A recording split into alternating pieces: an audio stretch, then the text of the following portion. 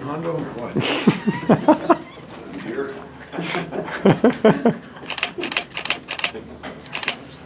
Well, it's hard to believe it started. As Mark D'Antonio says to me, it's getting near basketball season. So the Champions Classic, I guess I sometimes screw that up. I call it the Tournament of Champions, but sometimes I like Tournament of Champions, but it's the Champions Classic. But there can't be a better way to start off for anybody, much less Michigan State. You know, it is our 8th year.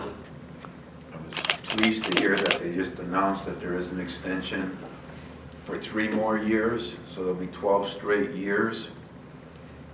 Matt just told me that we've had the same coaches. When you think about that, that's unbelievable. That just doesn't happen that way. But every time we played a top 7 team, this is the 3rd time we played the #1 seed. So there's a lot of good things about that. And looking at Kansas on film, watching their 2 exhibition games, they returned 2 starters, but they've had an influx of guys sitting out.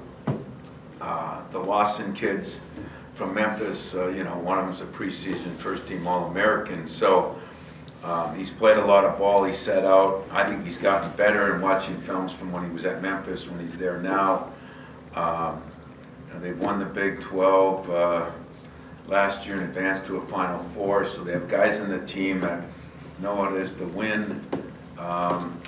7-foot center, Azubuike is a monster. And McCormick, the other kid, is 6'10". I mean, it's 265, 280. I wish Matt or Nick and Xavier wouldn't have lost all that weight. Because the 40 pounds they're missing, I think Azubuike's got. So that's going to be interesting. As all those games, I'm interested to see how things will be called early. You know, there's always these new rules and emphasis on the rules, and so that'll be interesting. But I think the best part about the game for me is the venue. Those of you that have been there a lot of times, is incredible. Incredible venue. The people that go to this game, throwing in the college football Final Four list, or whatever you want to call it, is incredible. It makes for great entertainment in between games. And then we get down to our team, you know, and I wasn't totally pleased with our team up in Minnesota. Thought we had too many turnovers, and I thought we fouled too much, but they thought they fouled too much also, and that's what I worry about a little bit with these early season games. There was no flow to our game up there, and yet we got a lot out of that game. That was one of the more brilliant things that I've done here, just because with the game coming so quick and such a big game, we needed some top-notch competition. So I think we learned a lot from it. Thought we played okay against Northern. It's hard to get a real semblance and view of what's going on. I've still been pleased in both games with Nick Ward, how he's come. I think Cassius is making some serious strides, and I think for us to be great, we've got to get more out of Josh and out of McQuaid, but especially Josh, because he can play both ends of the court. We've got to make sure that he's doing the things that he needs to do, and we're doing the things that we need to do to get him the ball more in a scoring position. I think rebounding will be a big factor in this game. Fouls will be a big factor in this game. And yeah, I think you got 2 very good teams that are trying to find themselves, and that's what these preseason games are all about. So, questions I'll take. You mentioned Josh a little bit and how much of a difference he can be, and it feels like his first 2 years we see flashes here, flashes there, but that consistency hasn't been there. Obviously, it's important that comes this year, but do you see that happening? Do you see his experience kind of leading to that? You know, I really do, Matt. I really do, but some of that falls on him, being more aggressive, running a little harder. He's done a better job in the lanes, but some of it comes on us. We got to get him the ball. This is where Cassius, I mean, he's got some weapons. You know, we got to get it inside the net. We got 2 shooters on each wing now, and yet the best shooter we might have might be the one that's distributing the ball. So we're going to try to use him in different ways too. You're going to see, you know, some of the freshmen in there, but you might see McQuaid at the point some, and we move Cassius around a little bit. we're going to do some things to make sure we get Cassius some shots. The best way to get everybody shots, to me, is to run. And Josh in the open court is very good. He has a great mid-range game. The second best way is to make sure we don't turn the ball over, because if you don't have the ball, you can't shoot the ball. So those have been some things that have hurt us in the past that we're trying to make sure we do a better job of. Playing a lot of guys early, especially up in Gonzaga, kind of cost us some of those fouls. We had about, I think, 5 offensive fouls in our first 13 turnovers. So it wasn't like we were just throwing the ball around, we were just making some crazy fouls. So I think Josh is going to be a big key because he can play both ends of the court. There just aren't a lot of great players that can score and guard, and he's one of them that I think has the potential to do that. And we talked a lot about your bigs and the shape they've gotten into and the possibility of them playing together. How much do you think is the big early test for them, particularly on the defensive end of these matches? I think it's going to be a big early test. I mean, I think for Nick, you know, he's going to have to be up on those ball screens, which he's done so much better job on. But then guarding Azubuike, I mean, he just rolls, stops, and it's, you know, it's like a redwood tree stopping. I mean, he's got long arms, he's 7 foot, he's 285, he's every bit as much as all those things, and that's going to be a challenge because normally we're trying to run back, force him down, you're not moving him. So we're going to have to get behind. He doesn't have great range. He's really struggled from the free throw line. But in general, you know, Nick's going to have to do that without fouling. And then when Xavier comes in, the same thing. You know, he can't get in foul trouble guard. We can't have an offensive foul for a moving screen, an offensive foul for a charge, and then have a couple of reaching fouls. I mean, we just got to be solid in there. Make him score over us. He can do that. But we're going to, you know, have a couple of different defensive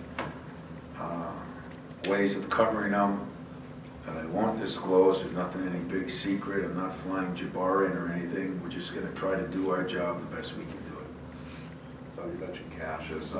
He played about 28 minutes a game last year. Is there a chance he can step up and play even more? Do you need him to? And Yeah. I guess what, you know, you mentioned earlier about wanting to see him get to that elite status. Is this kind of that first step? Yeah, I think it is. I think, you know, I think you'd all agree that Denzel Valentine made himself in that game. That was his senior year, you know, but I think you play in big stages, and that's the advantage you got coming here. It can be a, you know, it can also be a curse, and you got to be ready to play. And I think for Cassius, the one thing you have to understand, if we run like we've been running in practice, I'm hoping he can play 32 minutes a game, but there's not many people that can play many more minutes than that if he's really pushing the ball and defending on the other end. And unfortunately, as a point guard, you're almost forced to defend.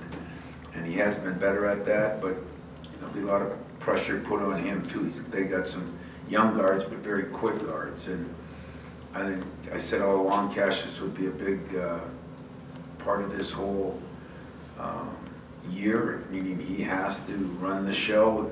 He's going to have to do a lot. You know, Foster may play a little bit, but I mean, this is Cassius's turn, and it's we need him to play probably more minutes. But you know, as he said to me the other day, you know, before you could coast some or you could take some time off, you knew somebody was coming in. Now he's not going to be able to coast some, and maybe nobody is coming in sometimes. So it'll be interesting to see how he handles that. He's in good shape. He's done a good job, and I'm anxious to see if he can play more minutes too, because I'm going to try to. Tom, with Marcus, I know you said you had to talk to his parents before any decision was made. With the season starting tomorrow, have you decided what you're going to do with him? You know, not 100% totally, but I'm 99% sure I'm not going to redshirt him. He's kind of a unique kid that my reasons for redshirting aren't always because he's not ready to play yet, because he's not on the defensive end. He is ready on the offensive end. But more importantly, you know, when you got academics, when you got trying to get stronger and bigger, when you don't want freshmen sitting there getting frustrated, you know, there's a lot of reasons why I would redshirt. So I did talk to DT, he redshirted. I talked to Morris, I talked to different people. I looked at my own situation in college many years ago, and I think it's probably in his best interest to redshirt because I think he can improve in all those areas, but I'm just not sure it's in many kids' minds nowadays. Or his family was great about it. He was good about it. I mean, I think he'd do anything I want done. But for me to redshirt a kid, he's got to want to do it. And I'm not sure he's there yet. And I'll be honest with you, the last couple of practices, I'm not sure I'm there yet, especially when there's one thing we're lacking right now, it's size. But I just don't know. I'm going off of a game against Northern where he looked like a poor man's Kevin Durant. And then I'm looking at him up in Gonzaga where they had a bunch of 4th and 5th year pretty solid post players, and he struggled, you know. But that was his first time too. And if I looked at him the last 2 days, he's really made some progress. I mean, he's up to 211, you know. That's a lot of weight gain for him. But again, he's got a long ways to go to make that good enough to survive. So right now, I'm 99% sure I won't.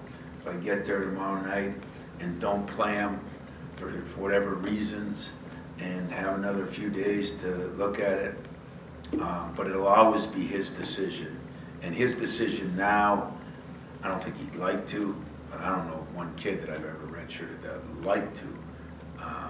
But no conflict, parents are great, you know, whatever we think's best. It's just, I don't think kids feel that same way. Cassius twice this summer talked about you emphasizing to him he needed to be more of a vocal leader, calling people out. Obviously you haven't played a game yet, but have you seen that so far? Yeah, you know, especially the last couple of days in practice. I mean, you got a lot on the plate, you know. I laugh. I got a chance to watch some of the Alabama game, and the D-back got beat, and, you know, that's Nick's cup of tea, you know. Mark's might be something else. Mine has always been a point guard. It is a point guard. I feel strongly that they have to have certain characteristics, but one of them is you got to be able to communicate if you are one. And he has the ability, and maybe more importantly, I think he has more basketball awareness than anybody on my staff, you know, including me. I mean, I just think he has a feel for the game. He knows where people should be. He knows every position. All those things are right, but what is knowledge if you don't express it? You know, well, what good does it do to have knowledge if you're not sharing it with other people or not telling people of the knowledgeable things you know? And that's, the last week I've seen a lot more of that, you know. I told him up in Gonzaga I thought he was better, but he's got to do better yet. And, you know, I don't know what will happen when the lights go on, but I like, he's had 3 really good days of practice. That's been kind of, including really pushing the ball at a different level. So we'll see what happens. Tom, as a freshman, what's the balance between trying to win game 1 of a season and a marquee showcase and wanting them also to take part in this experience, guys like Foster and Gabe that you may want down the road? How do you do that? Well, that is what worries me about everything. You know, if there's a negative to our schedule, and you look at those 7 games in the next 30-some days, 7 big games, because the 2 conference games are big and all the other ones are big. It's not very conducive to trying out a freshman. Give you an example. In the Gonzaga game, we were 3 minutes and 11 seconds, I think, left in the half. It was tied. I put in a couple freshmen, and there was 4 fouls, 4 free throws so fast, and boom, boom, boom, and then 2 threes in the last 20-some seconds, and we were down 11 at halftime or something. You know, so winning will be a priority. I'm not going to give them the experience unless the experience, it's been earned, you know.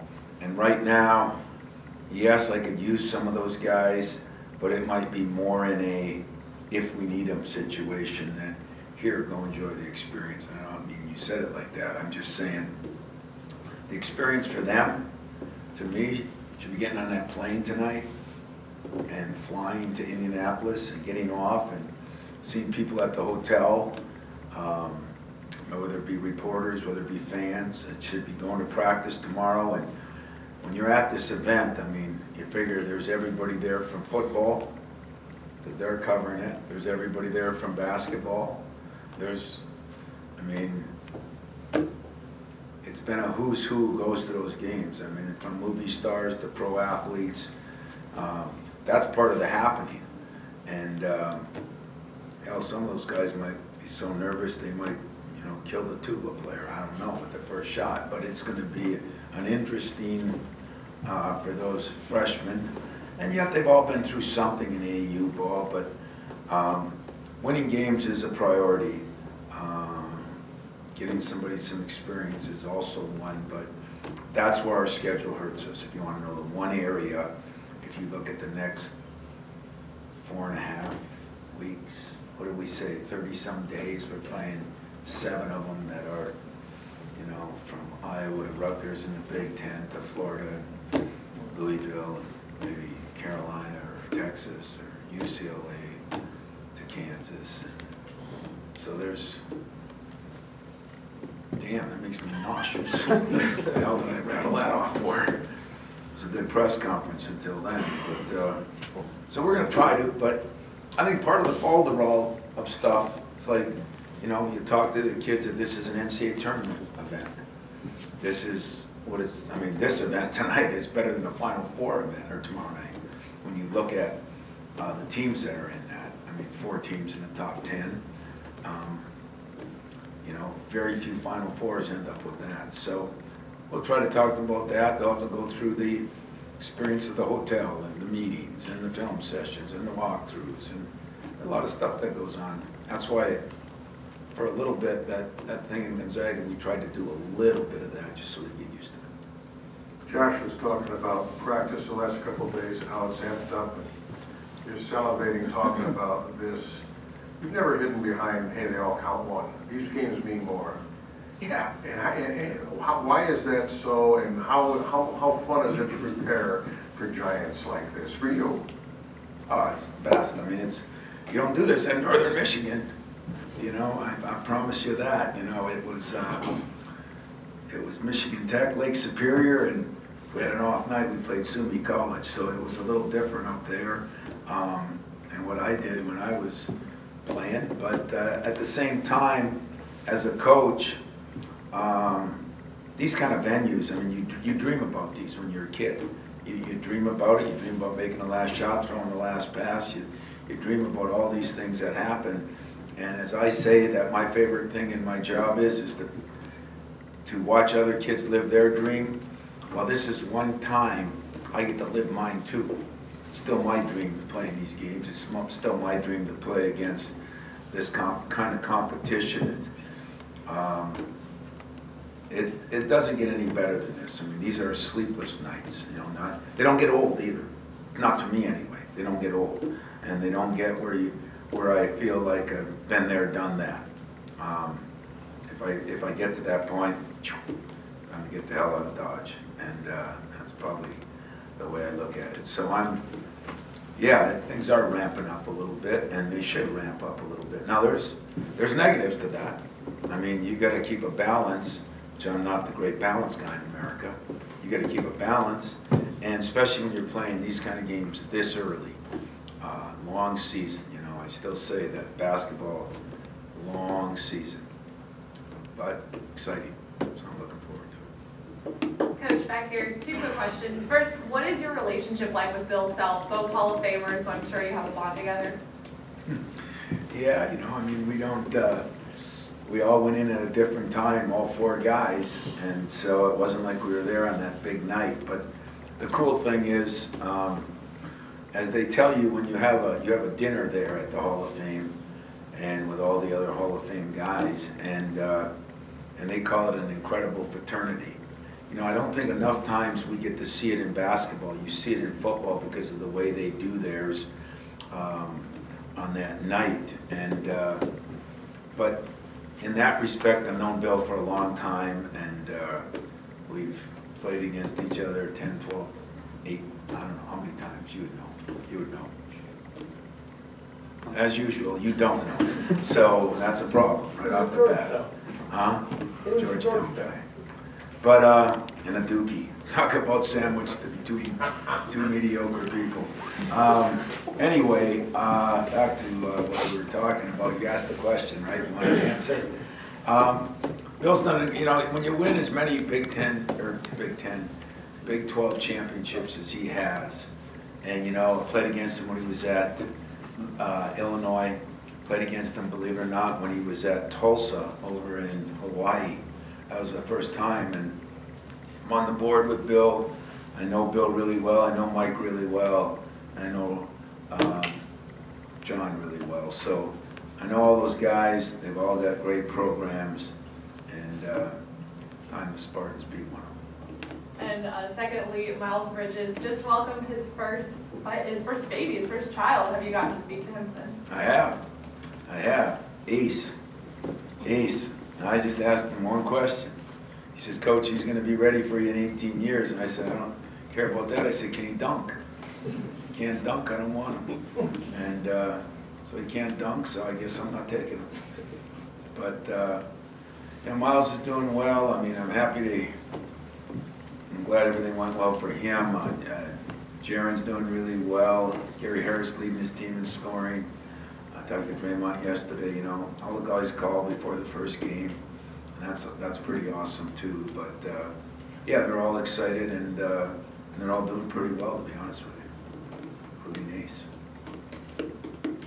Tom, I was curious, what's something that you're still interested in learning about your team that you didn't get a good sense of in Gonzaga or against Northern Michigan? Yeah, there's a million things I'm interested in learning about my team. I mean, it's a unique team right now. We've got those 6 or 7 veteran guys, but we got, you know, 5 or 6 of those rookies that, you know, you never know how they're going to react to this kind of setting. You know, like in Jaron's case last year, we played in Chicago, big game. But he had played in a lot of big events. You know, the guys we got this year maybe haven't played in quite as many big events. So it was old hat for Jaron a little bit, as far as I knew there was going to be some nerves, but I didn't think he would not have been in that moment before. So, you know, I'm anxious to see how those guys do. You're always anxious to see if the guys that are supposed to step up, step up. You know, what is Josh Cash? How's Nick now? What is Cueto and Kenny? I mean, those guys. And then Arnie and Kyle, he, you know, hasn't played in a year. You know, he's just so excited just to play. I mean, he just wants to put his shoes in a bag and know he's going to use them. Last year, he just put the bag in there and he knew he wasn't using anything. So, all those guys, you know, you got to step up a notch now. Some people can handle that, some people can't. So I'm anxious to see who can and who can't. We have time for a couple more. We'll keep this off the record if you don't vote, but tomorrow's election day. How do you vote? Or don't you? Fred, you asked some dumb questions. But you made me feel good that might have. Now, would I tell you how I was going to vote? No, I'm asking how you vote. You don't get to vote, do you? Oh, well, there's absentee ballots. Okay, so that's how you do it. I mean, what do you think? I'm going to fly back and check in and fly back